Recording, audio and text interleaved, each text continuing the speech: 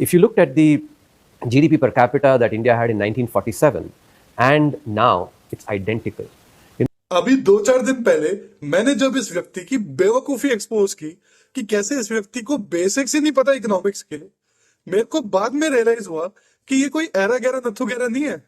ये बंदा chief economic adviser रह चुका है to the government of India, और ये बंदा IIM कैलकाटा से गोल्ड मेडलिस्ट है, यूनिवर्सिटी ऑफ शिकागो से PhD करी है सर फाइनेंशियल इकोनॉमिक्स में, और किसके अंडर में? रघुराम राजन। और जब रघुराम राजन मैंने पढ़ा तब मेरे को रियलाइज हुआ, हाँ भाई इसके साथ भी सेम दिक्कत है। आपको नहीं पता रघुराम राजन के साथ क्या दिक्कत है? जरा सुन लो रघुराम राजन को भी। इसलिए IMF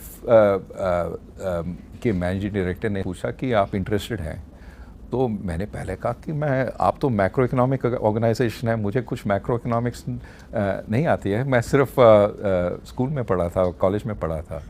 तो ये जो फर्स्ट डेप्टी मैनेजिंग डायरेक्टर थे एन क्रीगर, उन्होंने कहा कि मुझे भी मैक्रो इकोनॉमिक्स नहीं पता है, तो हम दोनों साथ मिलकर सीखेंगे। तो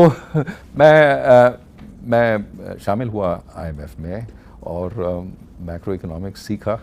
मैं पहले कहता था पब्लिक में कि मैं इकोनॉमिस्ट नहीं हूँ, मैक्रो इकोनॉमिस्ट नहीं हूँ, तो मेरा स्टाफ ने कहा कि आप ये नहीं कह सकते, आप सबसे बड़े मैक्रो इकोनॉमिक ऑर्गेनाइजेशन के चीफ इकोनॉमिस्ट हैं, आप ये नहीं कह सकते कि आप मैक्रो इकोनॉमिस्ट नहीं है। मतलब ये हाल है डिग्री होल्डर्स का, मैक्रो इकोनॉमिक्स आती नहीं थी, फिर भी दुनिया के सबसे बड़े मैक्रो इकोनॉमिक्स के संस्थान के चीफ इकोनॉमिस्ट बन गया बंदा। उसी के अंडर में ये पढ़ा। अब जरा सोच लो कैसी मैक्रो इकोनॉमिक्स इसको आती होगी। और अब कहा गया कि भाई स्किल्स चाहिए होते हैं जॉब से पहले, उसको तो जॉब मिली बाद में उसने सीखी मैक्रो इकोनॉमिक्स। क्या समझे?